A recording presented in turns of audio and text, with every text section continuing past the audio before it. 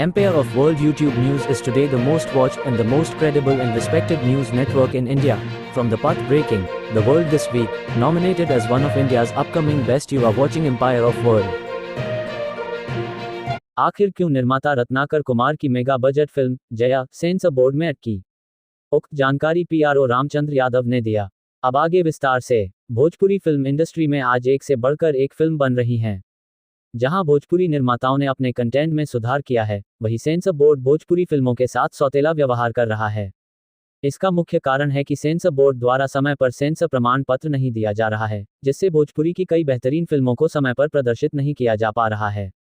अगर आसान शब्दों में कहें तो सेंसर बोर्ड द्वारा भोजपुरी इंडस्ट्री की उपेक्षा की जा रही है, जिसका खामियाजा निर्माताओं को भुगतना पड़ रहा है। सेंसर बोर्ड ने वर्ल्डवाइड रिकॉर्ड्स के एमडी व फिल्म मेकर रत्नाकर कुमार की भोजपुरी फिल्म जया को प्रदर्शित होने से रोक दिया है। इसकी मुख्य वजह है सेंसर बोर्ड का इस महिला प्रधान फिल्म को समय पर सेंसर सर्टिफिकेट प्रदान नहीं करना है, जिसको लेकर फिल्म निर्माता रत्नाकर कुमार से लेकर फिल्म की पूरी स्टारकास्ट चिंतित दिखाई दे रही है। जया को जनवरी के पहले या दूसरे वीक में सेंसर बोर्ड में जमा कर दिया गया था।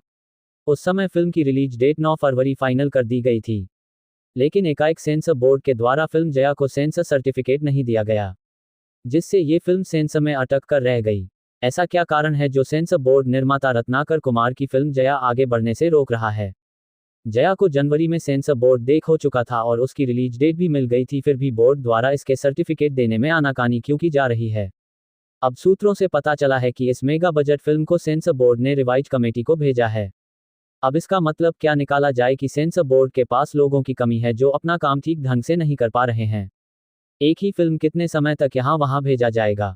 क्या सेंसर बोर्ड नहीं चाहता है कि जया जैसी बेहतरीन सिनेमा लोगों तक पहुँचे? वर्ल्डवाइड रिकॉर्ड्स के एमडी और फिल्म निर्माता रत्नाकर कुमार ने कहा कि सेंसर बोर्ड से जया को अब तक सर्टिफिकेट नहीं मिल पाया है, जिससे हमें काफ़ी नुकसान उठाना पड़ा रहा है।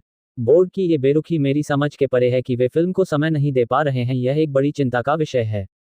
मैं बोर्ड से अपील करता हूं कि मेरी फिल्म पर ध्यान देकर उसे उचित प्रमाण पत्र प्रदान करे। गौरतलब है कि जया एक ऐसी फिल्म है जो महिलाओं के प्रति समाज में हो रहे ऊंच नीच, जात पात, लिंग भेद पर करारा प्रहार करती है। सेंसर सर्टिफिकेट नहीं मिलने से निर्माता रत्नाकर कुमार और उनके सहयोगी निर्माताओं को बहुत सारी दिक्कतों का सामना करना पड़ रहा है। इस फिल्म 9 फरवरी को सिनेमाघरों में प्रदर्शित होने वाली थी, लेकिन किन्हीं कारणों से इसे सेंसर सर्टिफिकेट नहीं मिल पाया।